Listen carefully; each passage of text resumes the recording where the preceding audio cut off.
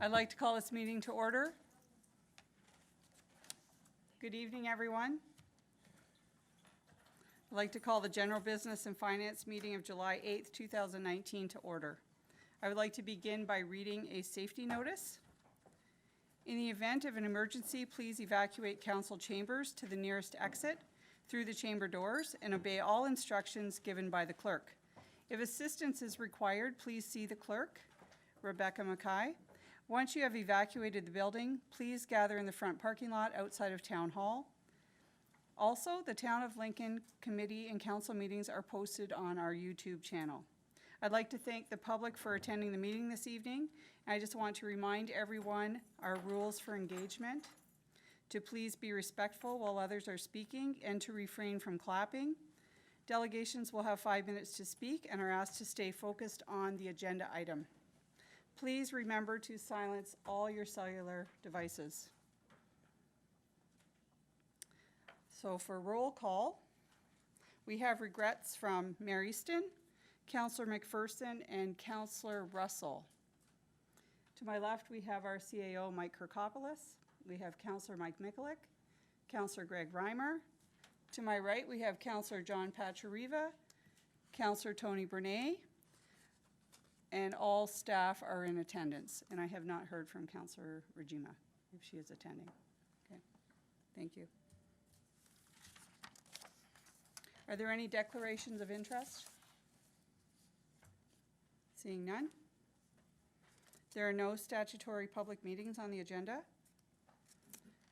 Under delegations, we have 2 delegations tonight. The first is Lois Ouellette and Scott Pluggers from KPMG, who will provide an overview of the 2018 financial statements and audit findings. As the delegation will take longer than 5 minutes, I'd like to request to council that we extend this time with a show of vote. All those in favor? And that is carried. Thank you. Mr. Pluggers, if you could please come forward. Pluggers or Plugers? Plugers? Plugers, that's okay. Sorry. Thank you very much. If you'd just like to go ahead. Awesome. Okay. So I believe this evening I'll be taking you through the audited findings report. If there's any questions on the financial statements, by all means, feel free to ask as well. I won't necessarily touch on the financial statements in particular, but like I said, if there's any questions, please let me know. I will make one reference on the financial statements themselves, though. One comment is that the audit report for this year, for the 2018 year end, is new. It's really just a change in terms of the layout and the format of the audit report. They have extended it now to about 3 pages, sometimes 4 pages in some case. So really just expanding on the responsibilities of us as auditors and then management as well. Nothing new, really just kind of spelling it out now in the audit report. And the biggest change is that the opinion paragraph has been moved to the first paragraph of the audit report. So just a little bit easier of a read, if you will. So on that note, we are prepared to issue an unqualified audit opinion. So certainly a good statement to make. And that will happen ultimately once council's final approval in a few weeks' time from now. So you'll notice the financial statements still say draft. Okay. So maybe if we can start with the audited findings report. And just before I get into that, I just want to make a quick comment just in terms of our appreciation from management. So Mike and Terry and the team, given the change that happened right around the audit time there, certainly big kudos goes out to them in terms of their preparedness, readiness, responsiveness to our questions and so on. So from an audit standpoint, we definitely appreciate that. Okay. So our executive summary here, and I will still flip to my pages because I've got notes, so it's a little bit easier to see. With respect to finalizing the audit, so the audit is substantially complete with the exception of a few procedures that are always outstanding at this time of the audit. The main one, of course, being obtaining council's ultimate approval of the financial statements, having our discussions that we have here tonight, and obtaining the signed management representation letter, as well as any legal confirmations that we have out there that we're still waiting on follow-up. So just a few required procedures there. We're not anticipating anything, but certainly if there's something that comes up from our remaining audit procedures, we will let you know. So on to page 2. Again, all of these I'll touch on as we go through the report, so I won't really speak to anything in particular here, except for independence. So just a comment on independence. So we are independent with respect to the town, the audit services rather that we provide, and any other services that we provide to related entities such as the BIA and the trust. So just an important comment to always touch on that each and every year. Okay. So the first page here that we'll spend a minute on or so is just materiality, page 3. So materiality is set based on total prior year audited revenues from the financial statements for the town. Total prior year revenues of 26 million. You can see we've set materiality at 799,000, fairly comparable year over year, but that number is not what we set our testing thresholds at. That is materiality for the financial statements as a whole.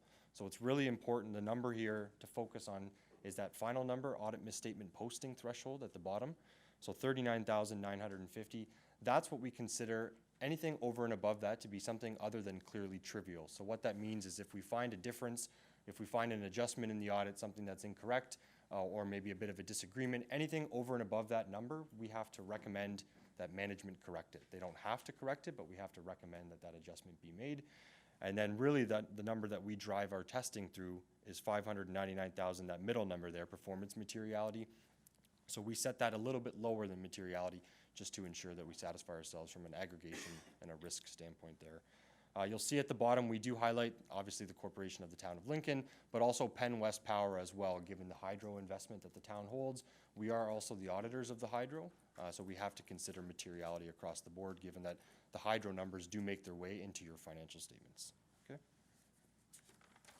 On page 4, 2 required risks to be addressed in each and every audit: the fraud risk from management override of controls and fraud risk from revenue recognition.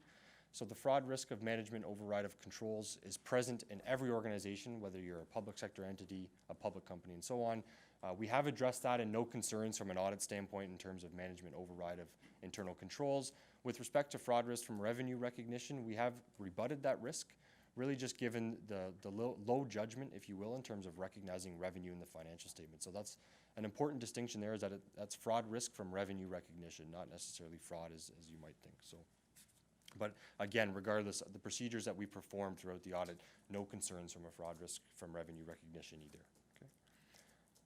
On page 5, unless there's really any questions, I'll just kind of mention a few things here. But the biggest area that we did spend our time on this year is around tangible capital assets and the infrastructure investments that continue to be made by the town. So certainly a big area of testing when it comes into looking at external invoices, costs and jobs that have been capitalized in the year, as well as any associated revenue sources that come in, whether they be development charges, government grants, and so on. Really, they do go hand in hand. So we looked at that. No real concerns from an audit standpoint. No major issues in terms of our testing there with respect to tangible capital assets, including the classification as well between operating and capital.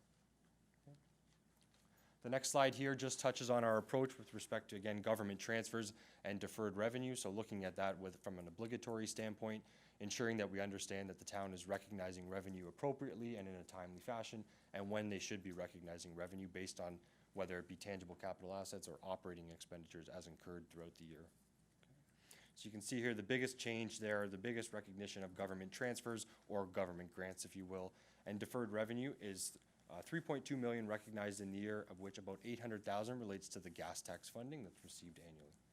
Okay.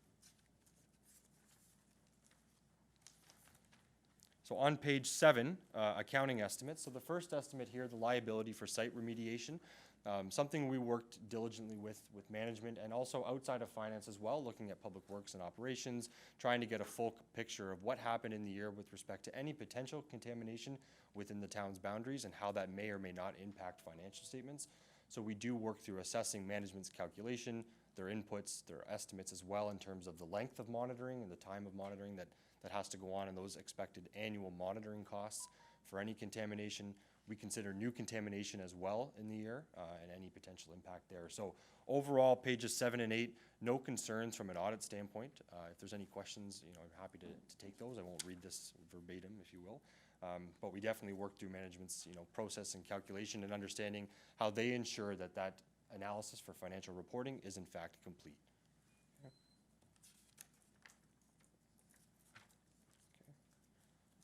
On page 9, post-employment benefits. So again, another area of estimation uncertainty, just given the fact that the town does provide certain benefits to employees in the future that will require funding in the future, but certainly you're incurring the cost or accruing the cost now, if you will. So we do look at this in detail. The benefit of post-employment benefits or employee future benefits is that the town employs the use of an actuary. So certainly we have to work through that with management. We have to understand the actuary that's used, the assumptions that have been used by management, making sure we're comfortable ultimately with that calculation and our ability to rely on the expert that's being used to determine that accounting number, if you will. No concerns really from a financial accounting standpoint. We do look as well across comparative municipalities and all the other municipalities that we audit in terms of some of the more sensitive assumptions to make sure that they're somewhat consistent, and again, no concerns there. Pages 10 and 11, significant accounting policies. So these are accounting policies that are new, in 2018. So we worked with management in terms of the implementation. No requirement to change the internal processes, internal controls, anything to that matter. Really, these are all financial statement disclosure impacts for the most part, with the exception of one. But again, no concern, no impact to the financial statements or in terms of how management accounts for current transactions, but just a bit of information there in terms of what was new for all entities following public sector accounting standards. Page 12. So just a point here on looking at ways that we can try and employ some technology in the audit, trying to utilize, whether it be data and analytics, computer-assisted audit techniques, a bit more of a technical term, but looking at the journal entries that are posted by the town, and really that's going to be a way that we can uncover any unusual transactions or anything that's unique in the year, other than just the day-to-day processing of regular general transactions that happen at the town. So no concerns from a journal entry standpoint testing, but definitely some good insight and good discussions with management there. And then pages 13 and 14 summarize the adjustments that we've identified during the course of the audit. These adjustments are uncorrected, so in other words, not material to the financial statements as a whole. We have discussed these at length with management and have no concerns that they remain uncorrected. So what's important to note, though, is that at the end of 2018, your financial statements and your financial picture, I guess if you will, the accumulated surplus, is still in fact right. So it's not a concern from an audit standpoint or from a financial statement standpoint. Really, it's just due to timing. The one there that you see, loss on disposal of tangible capital assets, that is not to do with a dollar loss or a loss on a disposal of a physical asset. It's really just a function of the financial accounting entry that should have happened in 2017 when the asset was properly disposed of, but was in fact accounted for in 2018. Okay. And then again, with respect to, so it's highlighted here, control observations, but just important to note that it's not a significant deficiency in internal control by all means, so a very minor point, and we definitely see this across all of our municipal clients with respect to just getting everybody on board when tangible capital assets are being disposed of, especially when it's outside the finance function, just in terms of that communication, ensuring that tangible capital asset disposals are complete purely from a financial statement standpoint. Okay. Page 16 and 17, and I believe 18 as well, just last point about the audit findings report. These are some of the current developments that are happening over the next several years for public sector accounting standards, and why it's important to just touch on this and take a read through this in terms of your roles on the committee is to understand the potential implications that will be imposed, I guess, if you will, on management, especially with respect to asset retirement obligations and some of the work that's going to need to go in on the back end just to satisfy from an audit standpoint and from an actual financial accounting and even a budgeting standpoint as well, where you stand with respect to any potential asset retirement obligations, which is in fact different than contaminated sites. So if you have questions, I'm happy to talk more specifically, I guess, about that. And then as well, a few new other standards that are coming in the next several years. And then I believe the rest of our pages are standard appendices, some required communications as well, just for your information. So happy to take any questions at this time. Thank you very much, Mr. Pluger. Sorry I pronounced your name incorrect in the beginning there. That's okay. I'm going to turn this over to our CAO for some comments before I open it up to council for questions. Well, through you, Madam Chair, just a few comments, and I do want to thank Scott and his team for all their work.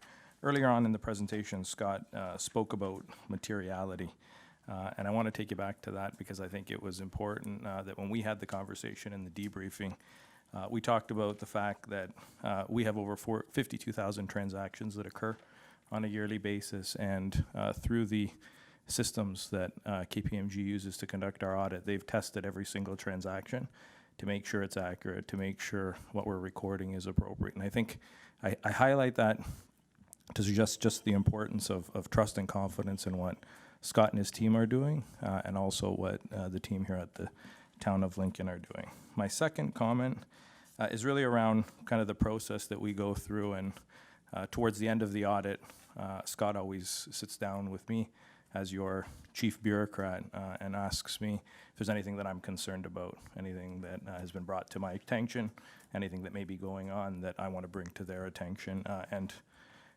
Luckily, and a good thing, over the last 4 times that I've been asked this question, my answer is the same. There's nothing that I'm concerned about.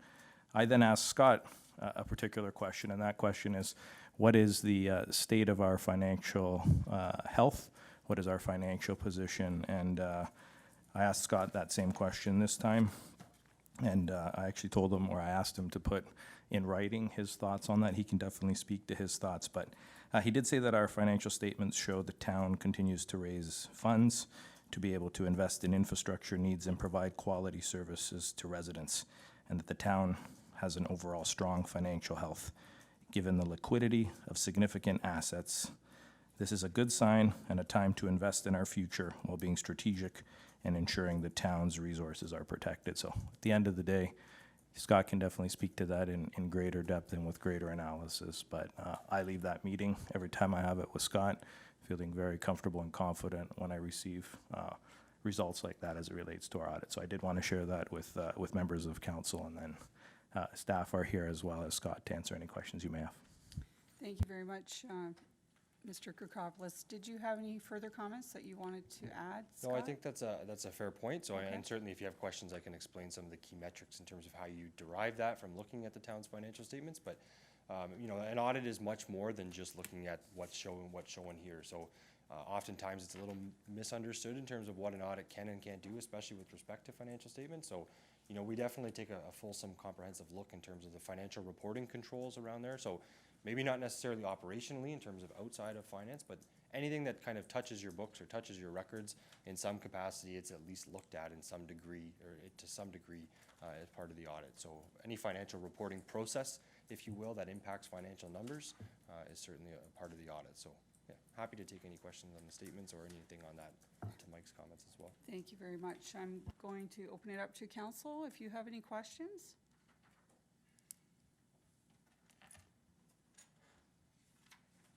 Councillor Mikulik? Thank you, Chair Timmers. Through you to Mr. Plugers. Just curious, looking over the financial statement, and a question regarding sundries. Is there a recommended, sundries to me is a pretty vague, what are sundries? First of all, what do we call sundries? Turn that on. So sundries could be anything in terms of miscellaneous fees that come into the town for a number of reasons. Sometimes they're classified as deposit or bag tags or garbage bins and recycling bins. It could be a number of miscellaneous revenue items. There's no right or wrong answer in terms of what to call that. What we look at when we go through the financial statements is the proper level of disaggregation. So if all 4 of these items here, like developer contributions, penalties, and interest, that actually are appropriate to separate out, were all grouped together and called sundry, you know, that would be an open for discussion. At some point, you have to kind of group it to an other line, because you can't keep going and going and going on the financial statements without it just becoming a little bit hard to read and hard to understand. I don't recall specifically what makes up most of sundry, but that's the best I can answer. I don't know if Terry wants to answer, or look to me. The question I have, is there a specific amount that auditors look for with regards to sundries? Is there a percentage of the budget roughly that you could classify as a sundry, or is it up to whomever? No, that's a good question. From an audit standpoint, though, we're not necessarily concerned with, is that the right level of percentage? You know, in terms of, are you generating enough income outside of property taxes to fund other operations? We look at that to say, okay, you know, of your total revenues, your total operating revenues for financial statement purposes, including capital as well, because that makes the statement of operations, how much is it is levy based? How much is it is user charges? Or, you know, so water, wastewater, for example, is another big one that we look at. And then anything else that's kind of left over, those kind of miscellaneous, if you will. When I say miscellaneous, to me, when I go through the audit, we're looking at kind of everything outside of tax, user fees, grants, and developer contributed assets, because that's a unique revenue recognition. It's a non-cash item. And we look at the remaining revenue sources, so penalties and interest, investment income as well, and then sundry or miscellaneous to see what's in there, what types of material transactions, if any. Largely what happens with sundry revenues is that they're all small dollar-based transactions, high volume, low dollar value. Could be $5, $10, like the bag tags, for example, is often what comes in here, or the sale of recycling bins can be there as well. Okay. So, yeah, but there's no right or wrong percentage. That's Certainly an internal discussion could be, you know, how much are we generating outside of those kind of core revenue sources, but And that's fine. Yeah. The question I had, it was just if there's an industry standard as far as what's an acceptable amount, because sundries to me seems like a pretty loosey-goosey sort of amount that, you know, I don't know if there's a particular amount that auditors look for that, hey, wait a second, this is quite a bit, you know, difference from one year to the next, and it was just a number that caught my eye. That's, no, fair enough. And we would look, especially if there was a big change, like a real material change, you know, 500,000, a million, you know, if it starts to get up, we want to know what's in there, because my first thought is it classified correctly? Because generally you don't see sundry being a significant portion. I don't have an exact percentage, but you wouldn't see it being a significant portion of your results or your budget. I very don't good. think. Thank you. Thank you. Next, we have Counselor Pachuriva. Thank you, Chair Timmers. Thank you, Scott, for the presentation. Just a couple questions. Page 9 of the report, just an inquiry, cash has gone down, accounts receivables has gone up. A swing of, you know, about $1 million.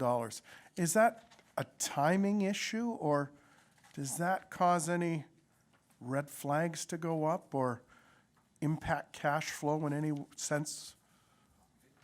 And we're looking at, so when I look at page 9 of the report. Page 4. Oh, page 4. Page 4, I'm sorry. Your page 4.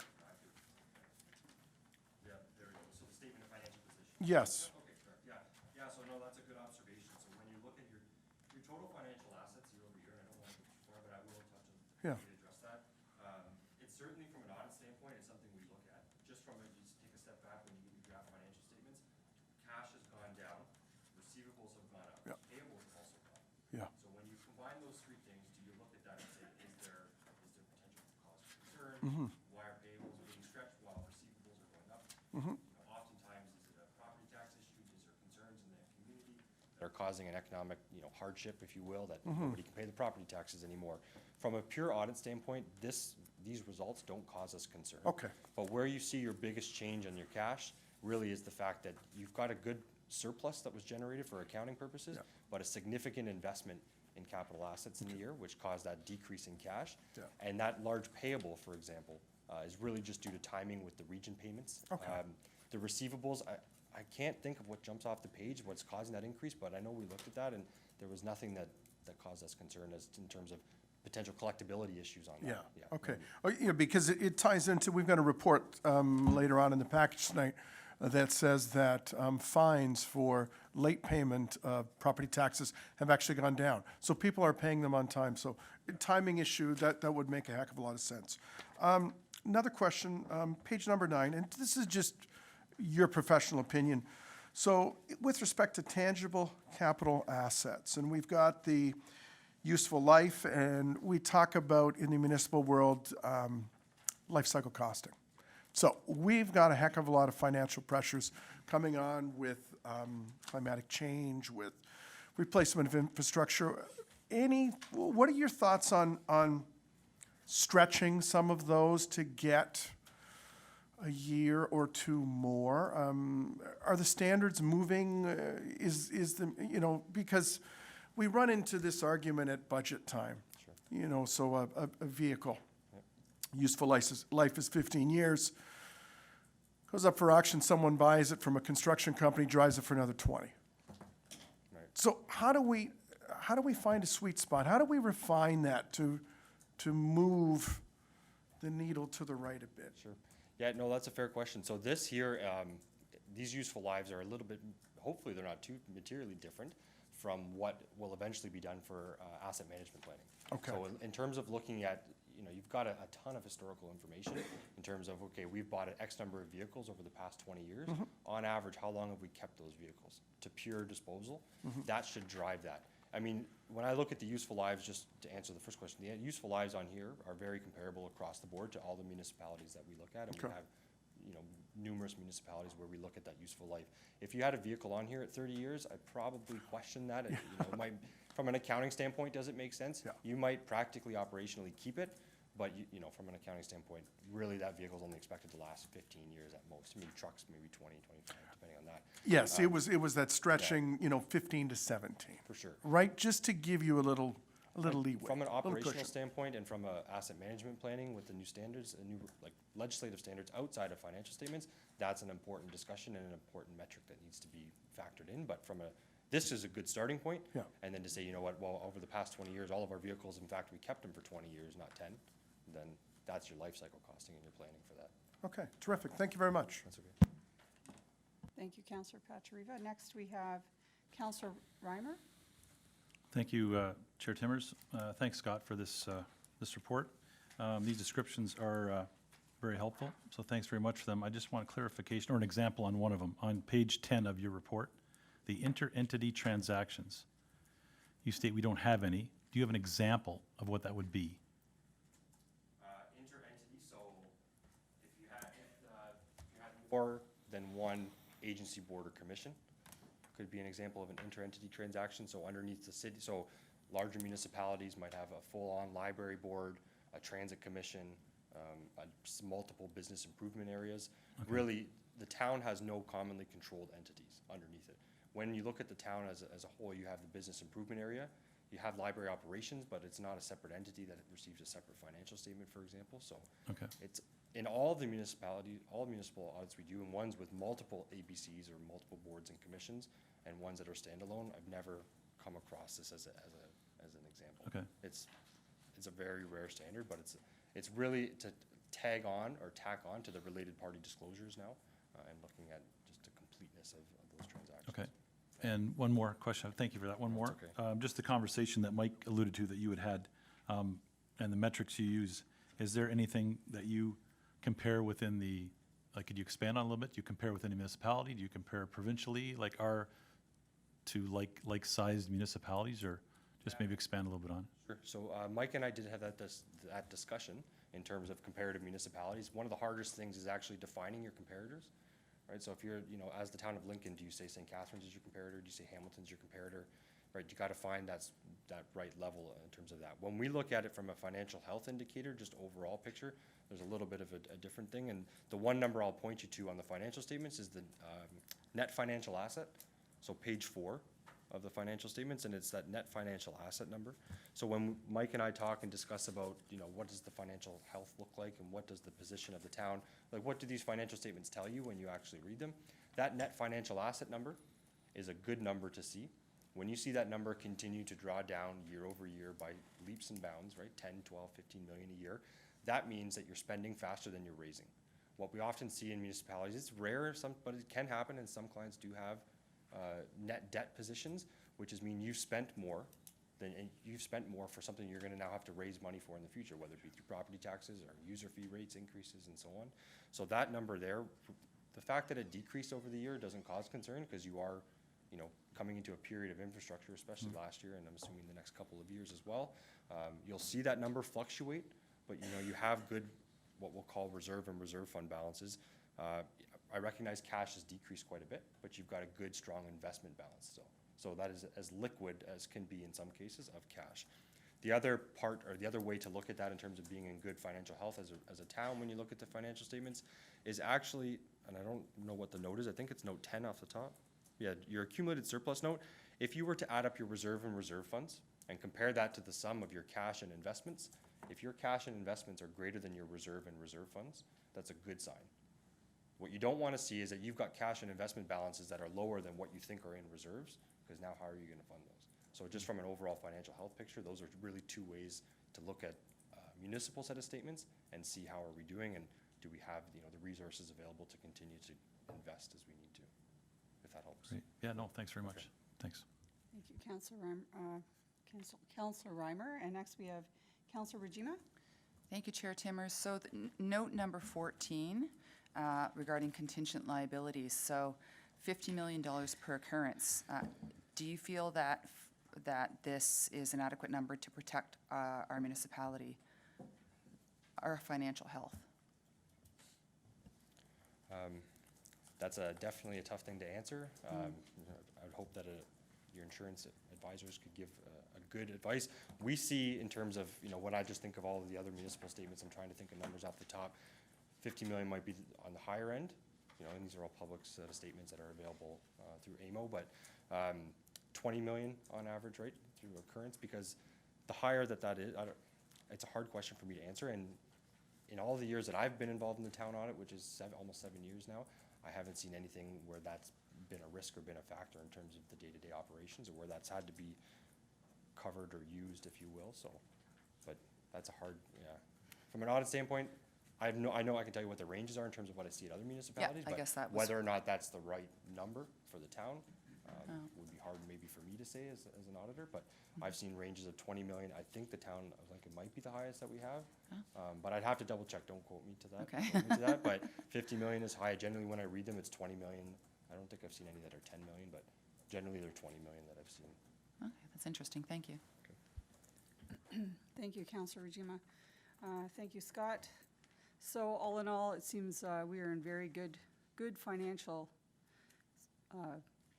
standing in the town of Lincoln from what you're telling us. Do you have any advice at all for any ways to find efficiencies in our internal programs that we use, or how we, because our CAO alluded to 52,000 transactions. So I'm just wondering if there's any way that we can improve our internal controls or our efficiencies in that area, if you have any advice on that? Yeah, so there's definitely ways that can be done. 52,000 transactions can either be a lot or it can be a reasonable number, depending on what types of transactions are driving that 52,000. That's high for sure. It seems high, but you know, in terms of reserve and reserve transfers, and really that's where you get into the nuances of posting all of those transactions, is the movement in and out of reserve and reserve funds, just the way that budget accounting, if you will, is done versus for financial statements. So it's a bit of a nuance of municipal accounting, and that's not surprising. And across comparative municipalities, you're going to see the same, if not higher, in terms of transactions. That being said, there's always ways in terms of finding efficiencies, whether it be month-end close process, you know, year-end close processes, and so on, or just whether operationally or financially efficiencies. One of the ways that we often do this and help with our clients is through lean sessions. So we call them lean and audit.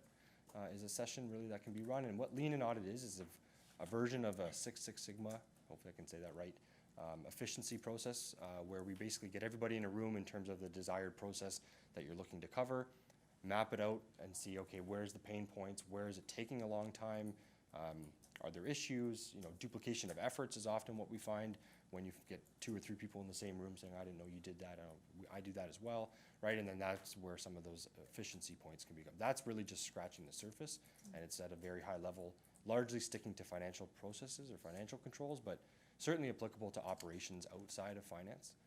That's one way to look at in terms of finding efficiencies, is usually a quick win or an easy way. If there's an area, oftentimes what we're saying is that if your staff are coming to you saying that there's issues in this area, or this is like giving me headaches every day and every month this is a pain, you know, that should be a trigger to say, okay, we've got to look at that process. That's usually how we're getting these assignments or coming to us, if that helps. Thank you, Scott. I'll just end with our CAO. Thank you, Madam Chair. I just wanted to highlight the previous insurance comment and something that Terry and I will be following up on and looking at. I can't say right now without having talked to our provider if there will be any potential savings, but definitely a good question to be asking and a good follow-up coming out of this meeting. Thank you. So no further questions. So thank you very much, Scott, for coming tonight, and very good. I have a motion to receive and file the 2018 financial statements and audit finding report provided by KMPG. I will require a mover for the motion. Councillor Pachariva. All those in favor? Those opposed? And that is carried. Thank you.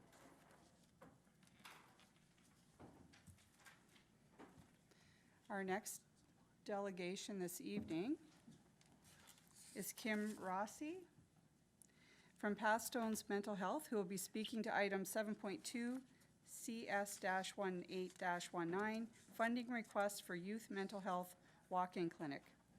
Good evening, Ms. Rossi. Hi.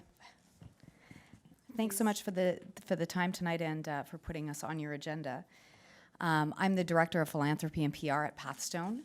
I'll give you a little bit of background before we get to the walk-in clinic and why we're here tonight to talk to you about it specifically. Pathstone Mental Health is a children's mental health organization that supports children and their families from birth to age 18. We service the entire Niagara region, full population, from Grimsby all the way through to Fort Erie. About 2 years ago, there was conversation about the fact that our statistics of 1 in 5 children will be affected by mental health continues to stay at that rate, and our population continues to grow in Niagara. And we are looking at, 1 in 5 children dealing with mental health issues in Niagara. So as our numbers continue to increase every year, we are seeing more kids come through our door, many for the first time, and our direct counseling hours continue to climb. And with the government funding we've been receiving staying pretty much at a standstill for the last 14 years, we realized the foundation could only fundraise so much. The government is only giving us so much. So how do we work smarter and not harder and be able to keep up with the volume of children that we're seeing? So just to give you an idea, about a year ago, we saw, what was the number? Sorry. We saw 6,200 kids through our doors between April of 2017 to March of 2018.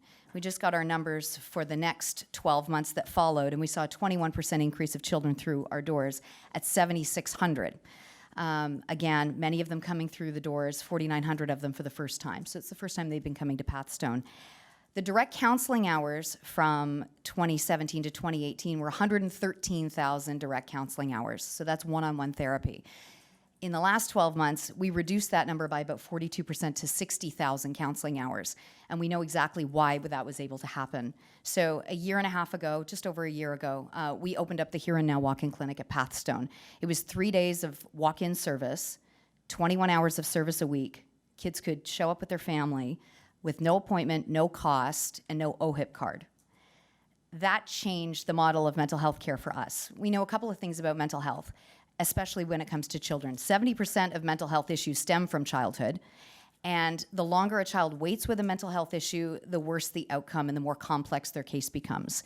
So they may start with anxiety, and if we're not treating the anxiety right away, that could multiply into an issue with eating or some kind of body outlook or eating disorder. So now we have an anxiety issue coupled with an eating disorder. So now we've made one problem that much more complex because we haven't been able to get to it in time. And that's what we were looking at Pathstone because we did have a wait list. So we tested for 1 year this 3-day walk-in clinic. Because we didn't have additional government funding, we went out as a foundation and fundraised the rest of the money to be able to expand the walk-in clinic, which it now sits at 5 days a week, 47 hours of care, in St. Catharines at Pathstone Mental Health, at the Branscombe Mental Health Center.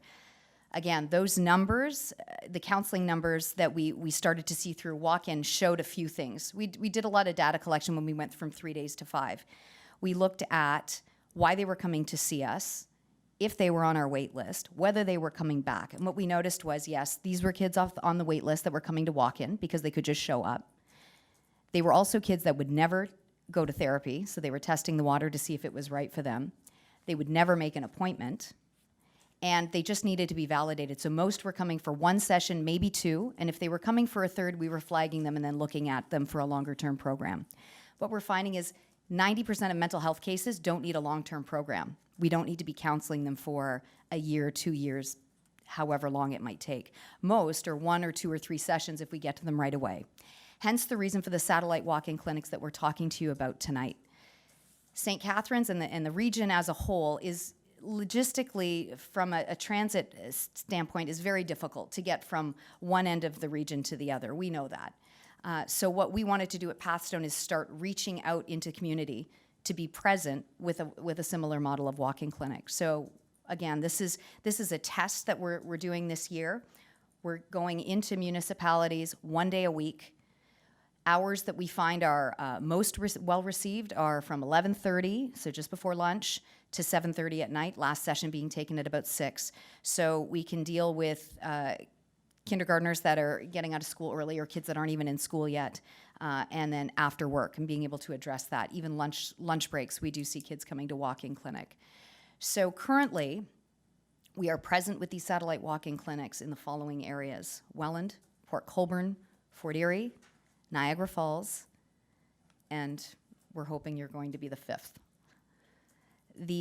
investment is in the motion. If you want me to mention that now, I can, if that's something, yeah. So it's $20,000 for one full year, plus a safe, secure space that both the town and Pathstone deem as being that safe space. Sarah and one of the people from our team are actually going to the Fleming Center tomorrow to site that area to see if that would be a spot that would be appropriate. When looking at a site, there's a couple of things we look at. We want to make sure that it's centrally located. In some cases, we're actually near high schools, so kids can literally just come right to us after they're done class. The other great part about these satellite walk-in clinics is if they can't make it to St. Catharines, but they might be in Fort Erie, they go to Fort Erie on Monday. If they can't make it to Fort Erie, they can go to Niagara Falls on Wednesday. So they don't necessarily have to come all the way to St. Catharines if they miss their one-day walk-in clinic. So we service all of Niagara, and this walk-in clinic satellite location will be for all residents that are from birth to age 18. So I'm happy to answer any questions if there are any. Councillor Rajima? Thank you. I have a couple of questions. Thank you, Madam Chair. First of all, I think, maybe you can tell me if this is true or not, but I think that most people don't have access to any kind of counseling really, maybe through their doctor, maybe, but mostly I think you have to have coverage through a benefit plan of to see some sort of a psychiatrist or something. So is that true? That is true, yeah, Okay, so that's a problem. So that's a problem that this helps alleviate. absolutely. I'm really happy to see that we are, and your point about helping children so that their issues don't become further issues and snowball down the road as they become adults. But, you know, I know there are adults who would also like to have access to mental health care. So hopefully that's something we could see this blossom into down the road, you know, because they face the same issues where they have nobody they can talk to unless they have coverage, and maybe they can through the doctor, and maybe they can't. So do you have plans in that? I mean, one step at a time, right? So we're mandated to deal with children from 0 to 18. That being said, a Canadian Mental Health Association Niagara has a walk-in clinic at Pathstone that we house we house on Tuesdays. They're also in Fort Erie and they're in Niagara Falls. So it's definitely another option for adult walk-in clinic if they were interested in doing a satellite location in the town of Lincoln as well. Yeah. We know that we're at the trajectory point for children with mental health issues. We actually have the ability to change their pattern completely so they don't become adults with mental health issues, to your point. And then it becomes that much more complex and involved because we deal with drinking and drugs and crime more so when they get to adulthood versus if we catch them in their youth. And our busiest range of clients is from 10 to 14. That is our most intense area of treatment. And so very proactive. And also in the report that we got, we talked about hearing back about the data that's collected, and that we'd be deciding if we wanted to do this again within 3 months of the end of this contract, which would be a year. So what I would like to see is that we hear a little earlier on about how the progress is going so that we can sort of think ahead and make decision, rather than having to hear about it and make a decision 3 months before the year is up. So that's a request, and I think this is a great thing. I'm really happy to see this. Thank you. Great. Thank you, Councillor. Councillor Mikulik? Thank you, Chair Timmers, through you to the presenter. You know what? I remember first meeting you at St. Edward's School for the opening of that wall of wellness wall, and you and Sean and I first heard about this concept that you guys were planning, and I think it's fantastic. I'm puzzled how, you know, if you have a crisis on your hands and you have to make an appointment with your family doctor, then further make another appointment with a specialist or a psychologist, you know, when most of these problems are immediate and need, you know, quicker response than having to make an appointment. Who knows how long that could wait. Question I have is, are kids able to come to this clinic without their parents? Are they able to come by themselves without their parents knowing? Is it all confidential? Is it something they don't have to share with their parents should they be feeling the way they're feeling? How does that get communicated through the parents and the kids? And question. So, no, children don't have to come with their parents or a caregiver to an appointment. There is a confidentiality agreement that is discussed, and the clinician, I mean, we never see anyone under the age of 7 without a parent. 7-year-olds are actually pretty independent, and if they can walk into know the walk-in clinic's happening and walk into it, typically younger children will tell their parents that they're not feeling well or they've got a concern, or the parents will identify an issue and take them to walk in. But if we're looking at, I would even say 8 and up, they can come in on their own, absolutely. The clinician will explain to them a couple of things, and there is a confidentiality clause in the MOU, but also a more detailed confidentiality agreement that if they pose a danger to themselves or to others, or have demonstrated that they will be involved in self-harm or any sort of legal or criminal issues, then they would be able to consult with police, parents, facts if need be. If there's an issue there that we're wondering if there's lack of care, lack of safety, that sort of thing. So every clinician, therapist that enters into any kind of therapy with another individual, that contract exists, that document exists. Perfect. Okay, thank you. I just, I'm excited for what you and Sean are up to in Pathstone Mental Health, and hoping this comes to Lincoln. Thank you. Seeing no one else in the queue, I just have a few comments. When I was reading the report, I saw the age 6 to 17, and I was a little concerned about that. But you've said it's birth to 18, It is, yeah. right? Or 0 to 18. Yeah,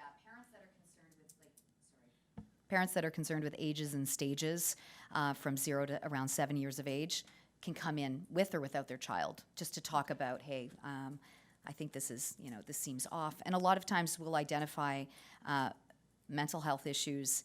We counsel the whole family. We can't just, put a Band-Aid on one and expect the others to heal. A lot of times there's a cyclical issue that's going on there with parents. They were raised a certain way, so they're repeating that cycle without even realizing that they are. And so when their children demonstrate those same sorts of issues that they may have had but not identified at the time, that's when we're seeing the whole family unit come in, and then we can address the whole issue. So yeah, so from that 0 to 6, 0 to 7, that's a critical spot. Well, I am in total support, and I think it's a long time coming. We need this, definitely need this, and taking down those barriers. You don't need a health card. You just walk in the door. Like, that's how it has to go. And people will come because they're not, oh, I have to make an appointment. Oh, I need my card. Oh, my parents will find out. And I think the Fleming Center is a great location because it's central. Everyone knows where it is, and the U-Link stops there. So I think that would be that would provide transportation for someone. They can get to the Fleming Center, so I think it's fabulous. And anyway, we'll see. We've got the motion coming up, and thank you very much for coming in tonight.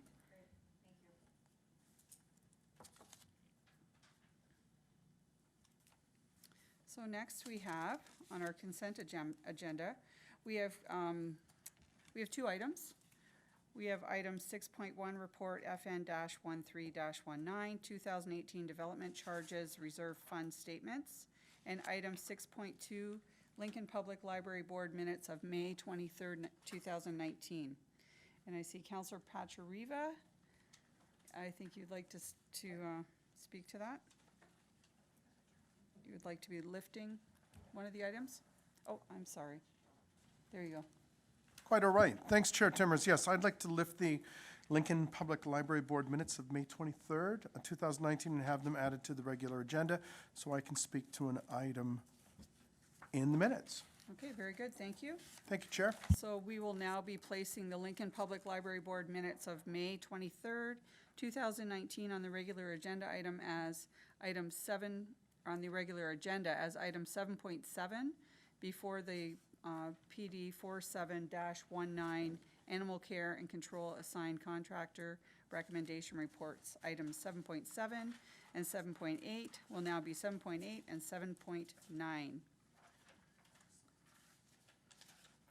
There being no one else, we will require a mover for the motion to pass item 6.1 FN-13-19, 2018 Development Charges Reserve Fund Statements on the consent agenda. Councilor Rajima, all those in favor? And that is carried. So now we are moving into our regular agenda.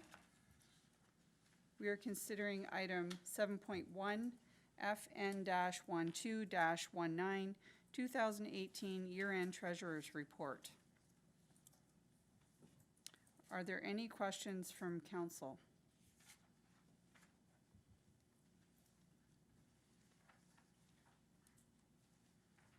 Seeing none. There being no further discussion, we have a motion to receive as information report FN-12-19, 2018 Year-End Treasurer's Report. I will require a mover for this motion. Councillor Brunei, all those in favor? Those opposed? And that is carried. Thank you. Next, we are now considering item 7.2, CS-18-19, funding request for youth mental health walk-in clinic. Any questions from council? Being no further discussion, we have a motion. Receive for information report CS-18-19 regarding a funding request for youth mental health walk-in clinic in Lincoln.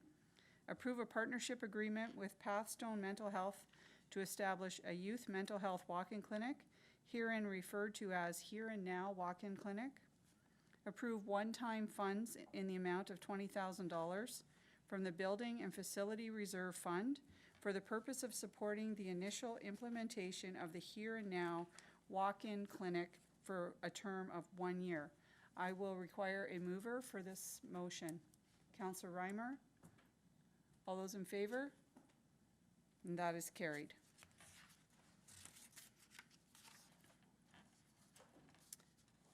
We are now considering item 7.3, PW-22-19, Climate Adaptation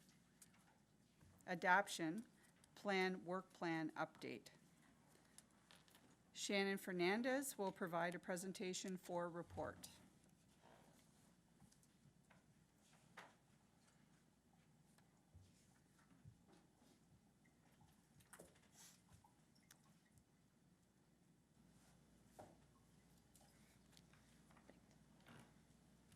Welcome, Shannon.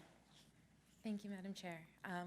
Members of Council, I'm excited to provide this update on Lincoln's Climate Adaptation Plan. Today I will go over the project overview, including some of the scientific background, the planning process, key stakeholders, and the proposed timeline. To begin with, climate change is the altering of long-term weather patterns and is a real issue that is affecting communities across the world, including those right here in Ontario. These observed changes in temperature, precipitation, and extreme weather, consistent with the observed increases in atmospheric and ocean temperatures, declines in snow and ice cover, and global sea level rise, can only be explained by human influences such as changes in atmospheric greenhouse gases and alteration to the land surface. And we can only expect changes in climate to continue into the future and be accompanied by changes in the frequency and intensity of extreme weather. In fact, more frequent, longer lasting, and more intense extreme events, such as heavy precipitation, floods, droughts, and heat waves, will be some of the most costly impacts of climate change. Scientists have also confirmed that Niagara Region's climate is changing and will continue to do so. And we have seen these trends here in Lincoln as well as in our neighbors in recent record-breaking droughts, heat waves, storms, and extreme weather events. These impacts will continue to occur in the town of Lincoln and affect its businesses, residents, farmers, and the built and natural environments. Some of these impacts include increased frequency of damaging storms that then impact infrastructure and crops, increased emergency management costs, increased energy consumption, particularly for air conditioning, increased basement flooding events, a decrease in ice wine growing seasons, an increase in water needed for irrigation, increases in freeze-thaw cycles, which then leads to more road maintenance costs, and then an increase in respiratory and waterborne diseases, among other public health impacts. Recent events in Lincoln, such as the spring 2017 and 2019 floods, also point to the need to adapt and build resiliency. Lincoln experienced about $1 million in damages resulting from back-to-back storms in the spring of 2017 that caused extreme flooding from Lake Ontario.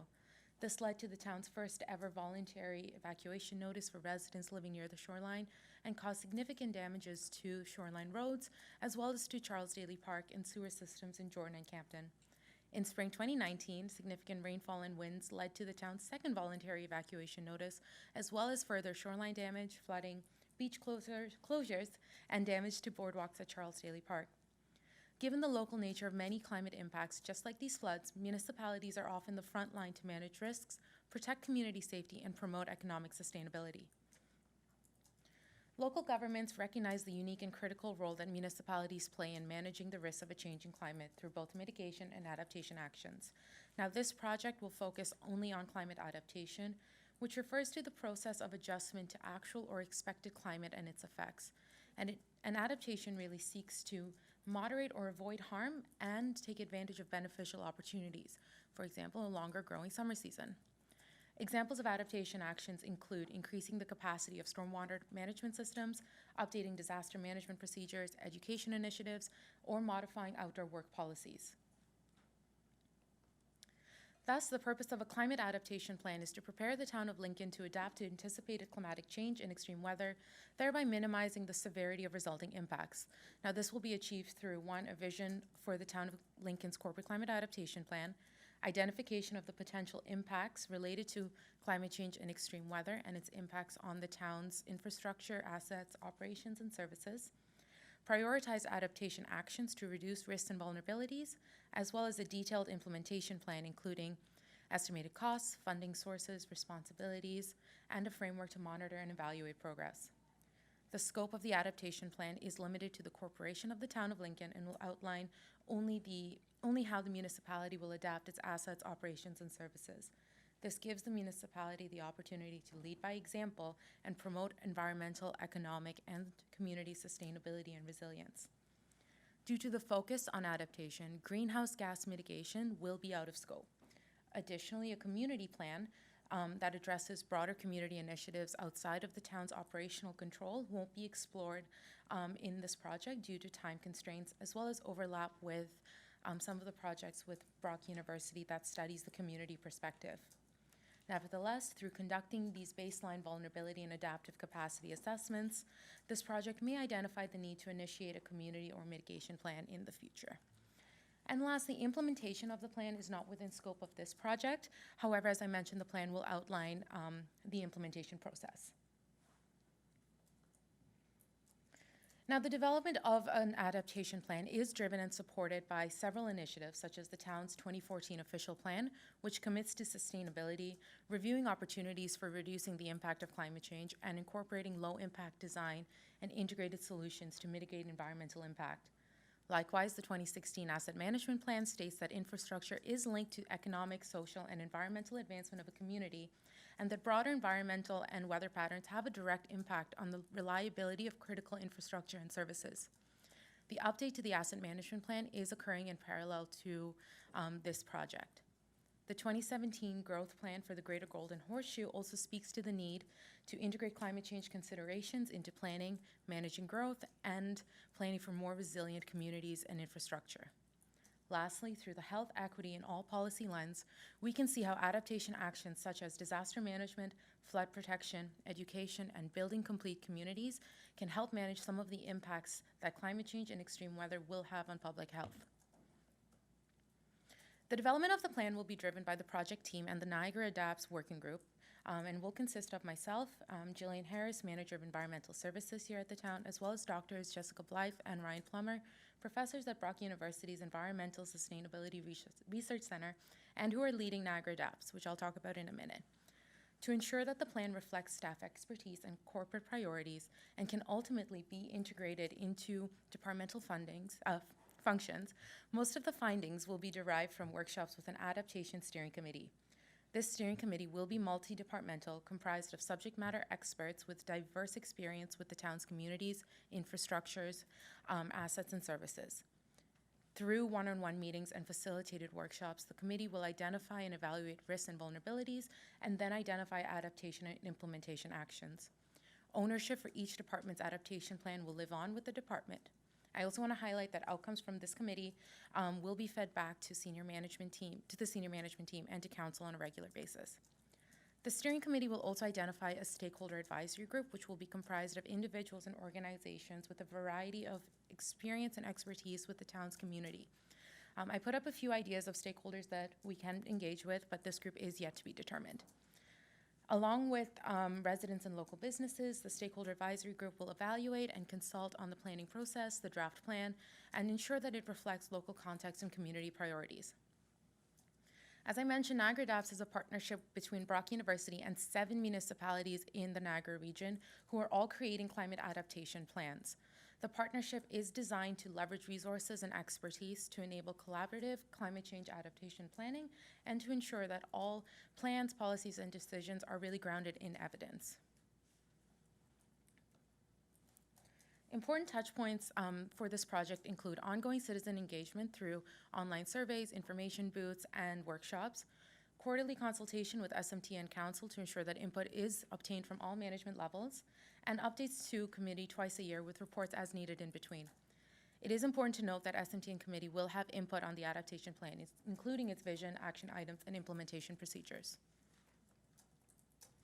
This is an anticipated timeline for key project milestones. As per the Municipalities for Climate Innovation Program grant, the climate adaptation plan must be finalized and approved by council by February 2021. The schedule for all other activities is tentative and will be updated after each Niagara Adapts and Steering Committee meeting. Key milestones for 2019 include an impact analysis, vulnerability, adaptive capacity and risk assessments, as well as analysis and prioritization of risks. Key milestones for 2020 include a needs assessment for municipal information systems, development of a budget of implementation of priority actions, and development of the draft plan. Key milestones for 2021 include approval of the plan by council and initiating implementation and knowledge mobilization actions. Thank you so much for your time this evening. Happy to take any questions. Thank you very much. I should have introduced you a little more appropriately at the beginning. Shannon Fernandez is our climate change coordinator. Okay, so any questions from council regarding this report? Councillor Mikulik. Thank you, Chair Timmers. Through you to Ms. Fernandez. Just curious, in Appendix A, the tentative corporate climate adaptation plan timeline, milestone 1, year 1, March to August 2019. There's 16 points listed there. It's almost August. Just curious, how far along are we on that? So as I mentioned, this On that is first a milestone? through you, Madam Chair. This is a tentative schedule, and we are adjusting these activities as we meet with the Brock University team, as well as create the internal steering committee. In terms of milestone 1 and the 16 items that are there, we are working through, we have completed items 1, we're working on number 4. Some of these items are ongoing, both from milestone 1 through to February 2021 as well. And so a lot of these activities we are just a tentative schedule for right now, but I can send you a more finalized update or an ongoing list as we check things off. Okay. Yeah. Sounds good. No, I think it's something important that we need to look at, and the whole climate change and how we move forward as a town with regards to protecting our assets and identifying concerns. It's extremely important. Thank you. Councillor Brunet. Thank you, Chair Timmers. I don't really have a question, but I just wanted to, reiterate Councillor Mikulik's comments. Councillor McPherson and I were down at the FCM convention in Quebec City at the end of May and the 1st of June, and I can tell you that next to cannabis, climate change was the biggest discussion over those 4 days with the 2,200 delegates that were there from coast to coast to coast. And while we were there, just as an example, 6 mayors left the conference because they were going back to their communities to deal with catastrophes, whether it was forest fires that were raging or, you know, waters that were damaging their community. So, you know, I came away from that conference with a real awareness and an understanding that, you know, we live in a cocoon in our own municipality, but this is something, you know, that is really happening, and we need to get ahead of this. And I'm really so glad to see that we're jumping on this, and we're working collaboratively with Brock University to look at this not only from a reactive standpoint, but from a proactive standpoint. You know, we are professing to be a center of agricultural excellence. We live between two Great Lakes, and, you know, we're continually dealing with droughts where our farmers, you know, have a lack of water. I mean, that's somewhere where we can start to try to really come up with some long-term sustainable solutions. So I think this is so great that we're jumping on this, and I look forward to the results over the next 3 or 4 years. Thank you. Thank you, Councillor Bernay. Very good comments. Councillor Rajima. Thank you, Madam Chair. Thank you for the presentation. I would echo Councillor Brunet's comments that this is crucial and proactive, and I know anybody can argue that's a great thing to do. So Niagara Adapts Brock University is involved, and a number of municipalities are involved, and you spoke about a collaborative approach and some adaptation implementation actions that we're going to see at the end. So I'd like to encourage you to look at ways that municipalities can work together from a shared services perspective too, because not only financially is a good idea, but we see our fire department working with other municipalities to get the job done, to share things, and to get things done better. So is that something that we're going to be considering and keeping top of mind as we move through the process? Through you, Madam Chair. Yeah, so that is some of the discussions that are happening with Niagara Adapts. We are in the early stages right now, but moving forward, as we identify where our different municipalities are vulnerable and where there is overlap in adaptation actions and implementation, that's something we will bring forward to the team. Good, thank you. Thank you, Madam Chair. Thank you, Councillor. We now have Councillor Pachuriva. Thanks, Chair Timmers. Through you, Shannon, thank you very much. Nice to see you again. And you know what? I'm glad that we're doing something. We can't continue to do the same thing and expect different results.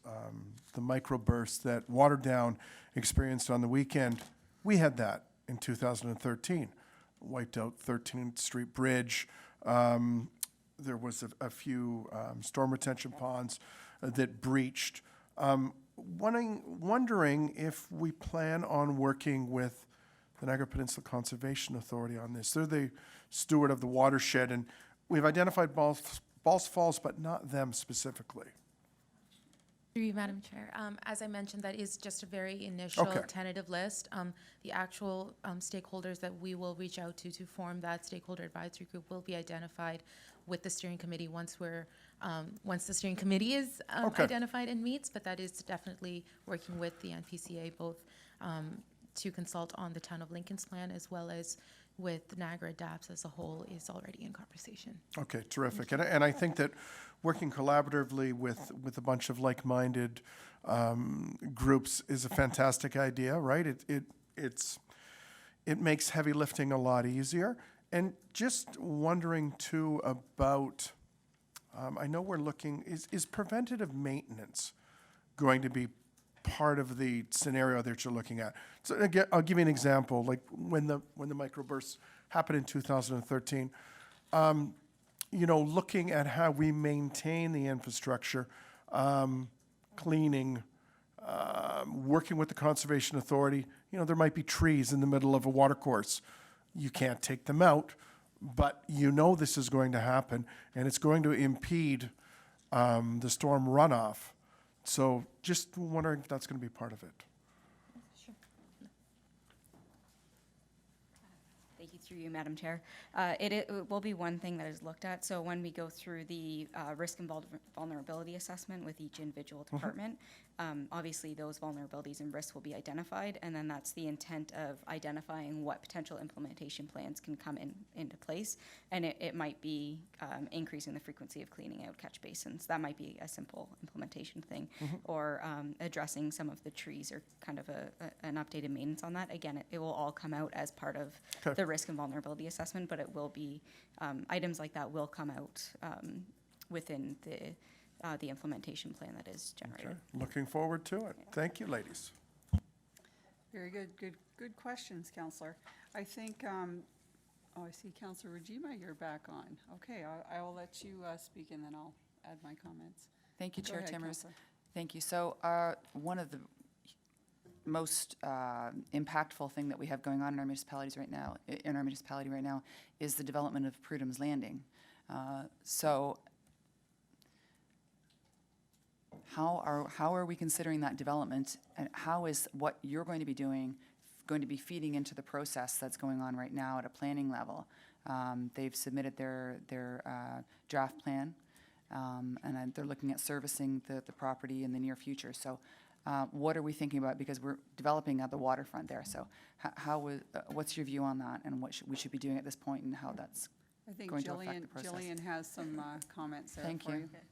Through you, Madam Chair, just because it has been happening kind of while we've been kicking off the adaptation plan, and obviously a number of things in advance of Shannon joining with the town. So within Prudham's, there is a large green infrastructure element as well being looked at within that development, and looking at those options and where we can move forward. The conservation authorities are also heavily involved within some of the shoreline aspects, and then also for the stormwater management side of things, and looking at different innovative approaches that we can take within that community. So it was a conscious effort as we're working with the developer within that location to highlight some of that green infrastructure side of it that plays into the adaptation. Yeah. So through you, Madam Chair, you've been aware of this goal all along, and climate change, and how that can affect us as we develop our waterfront. I'm just paraphrasing what I think you just said to me. Through you, Madam Chair, yes, it has played a role within the review. Okay, I think thanks. Mike has some. Thank you. Through you, Madam Chair, I think just to complement some of the comments that were made, we also are looking at more hard infrastructure in terms of shoreline protection, break walls and things like that are going to be required as we look at Prudham's and the development that happens there, to shore up various aspects that don't impede with the waterfront park, but that provide the necessary protections moving forward from a long-term perspective. Thank you. Thank you. Thank you very much. Great report. I agree with all the comments here. We do have to be proactive, and it is going to change how we view the future and how we do things, and the different infrastructures and maybe materials, the way we build. There's a lot of new things coming out on the market to address, which I am aware of one recently that was very interesting to protect the shoreline from water, the rising waters. Up in my area, a lot of the farmers were not able to plant this spring, and my land personally is not planted because it's just too much water. So, we do have to address this, and we have to figure out how we're going to work with it and change the way, we're going to be changing the way we do things, I think, down the road. So I'm really happy to see this coming forward, so thank you very much.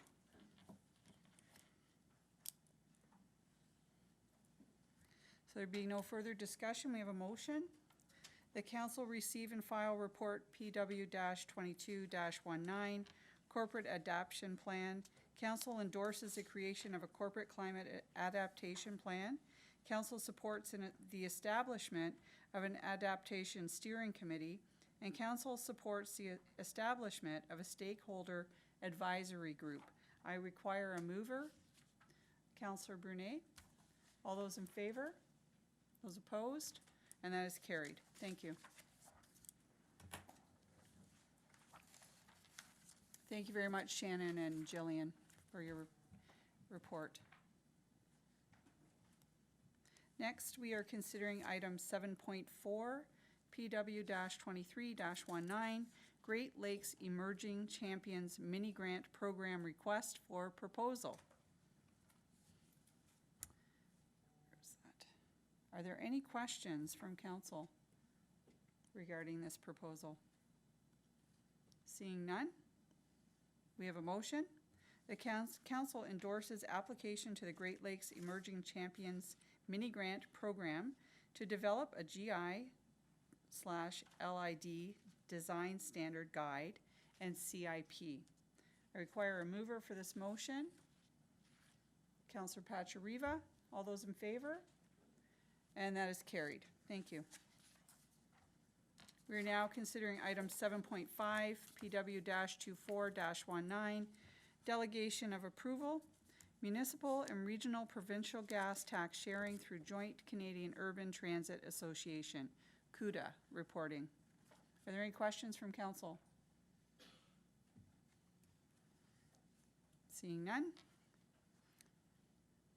The council approve the attached Memorandum of Understanding, MOU, with the Regional Municipality of Niagara to jointly report on the Canadian Urban Transit Association, CUDA, data for the purposes of shared provincial gas tax, and that council delegate authority to the mayor and clerk to sign the MOU between the Corporation of the Town of Lincoln and the Regional Municipality of Niagara in regards to municipal and regional provincial gas tax sharing through joint CUDA reporting. I require a mover. Councillor Reimer, all those in favor?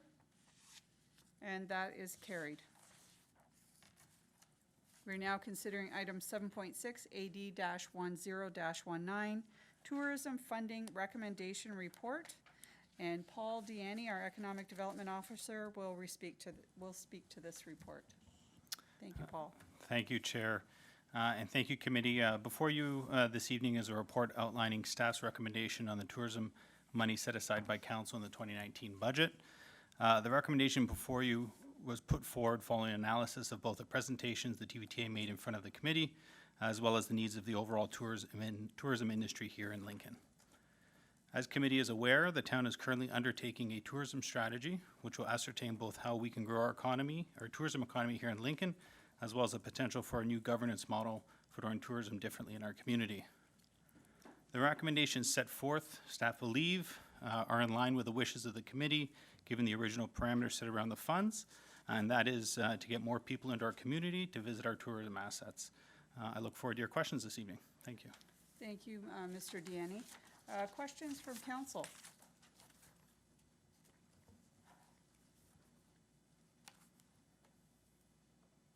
Seeing none? Okay. Thank you very much, Paul. I think that was a great report. And I now have a motion. Oh, I thought you had something else to add. You're okay. Okay.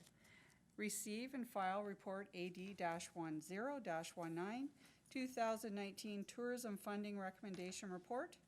Approve payment of $22,000 to the Twenty Valley Tourism Association to support initiatives as outlined in the report. Approve the establishment of a gateway and wayfinding reserve, which will support the recommendations from the 2019 Urban Gateways and Wayfinding Design Study.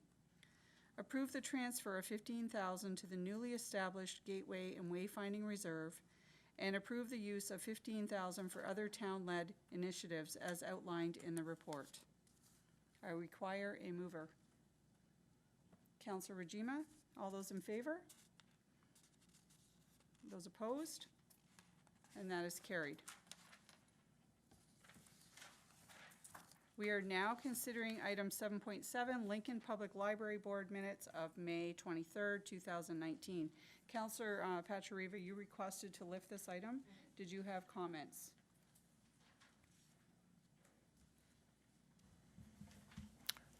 I do. Thanks, Chair Timmers, through you. It's with respect to online registration. So Councillor Russell and I are the new members of the library board, and the library board had talked about investigating an online registration module. And I'd informed them that the town does that through community services. No longer do we have the lines snaking through the Fleming Center for swimming lessons and park sign up and, people stepping out of line and utter chaos. So, we're a place to live, a place to grow, a place to prosper. We should be integrating the various agencies of the town together. So the IT departments had the IT from the library had spoken to the town's IT and said it wasn't feasible, that it was a freedom of information, and brought Ms. Kirklos in, and she did some reconnaissance with some of the other libraries in the province, and it isn't an FE, or freedom of information concern, and that many of them do them. So I would like to request that Community Services and the IT staff to investigate the feasibility of the library utilizing the town's online registration software for library program registration and to inform the library CEO of the outcome. Rather than spending money on their own, let's piggyback on what we already have. And going forward too, let's look at the entire corporation's needs when buying products and services. Thank you, Councillor Pachariva. Mike, did you have any comments that you'd like to add there? Through you, Madam Chair, just that Councillor Pachariva has shared that with myself as well, and it'll be something that staff can take back and follow up on and report through the library committee, the library board, once we have, I think, some firm information. Okay, can we, through you, Chair Timmers, can we put a timeline on it, like fall of 2019, to get an answer back? Are you looking to amend the motion to that? You want to amend, or you're just putting that in? Staff direction? Okay. Good, okay. Okay, We have a staff direction towards that then, Councillor Pachariva. thank you, Chair Timmers. And I personally think this is a great idea, and it's about time. Yeah. We can't be running all over. It needs to be a No. one-stop shop. Go on, sign up your children for everything that you want them to go to, and driving and standing in lines. That's gone. Like, It is. it's time to move into the future, so I'm very happy to see this come forward. Thank you, Chair. Any comments regarding? No? Okay. So we have a motion. Council requests Community Services and IT staff to investigate the feasibility of the library utilizing the town's online registration software for library program registration and to inform the library's CEO of the outcome. I need a mover for that motion. Councillor Pachariva. All those in favor? And that is carried. Thank you.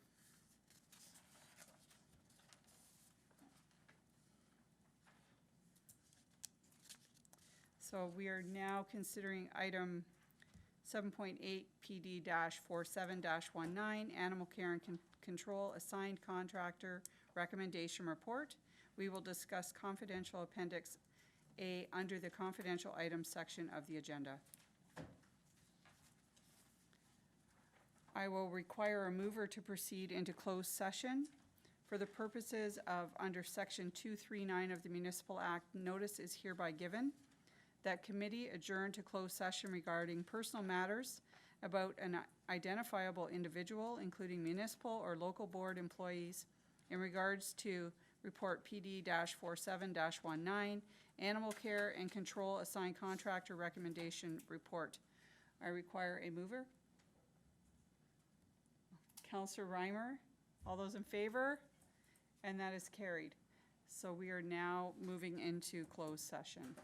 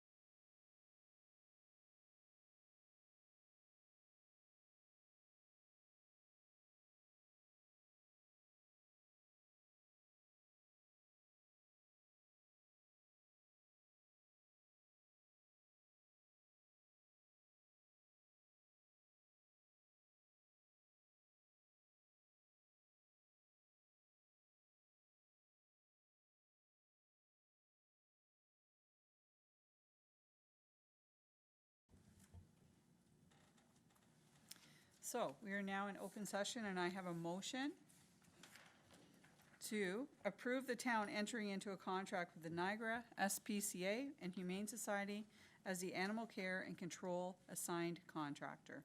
I need a mover for this motion. Counselor Brunei, all those in favor? And those opposed? And that is carried. We are now considering item 7.9, LS-12-19, Niagara Peninsula Conservation Authority Appointment Recommendation Report. We will discuss confidential Appendix A under the confidential items section of the agenda. Are there any questions from council regarding this report? We are going back into closed session. I require a mover to proceed into closed session for the purposes of, under Section 239 of the Municipal Act, notice is hereby given that committee adjourn to closed session regarding personal matters around the identifiable individual, including municipal or local board employees, in regards to report LS-12-19, Niagara Peninsula Conservation Authority Appointment Recommendation Report. I need a mover. Councillor Pachariva, all those in favor? Councillor Brunei, are you in favor? We are now moving into closed session.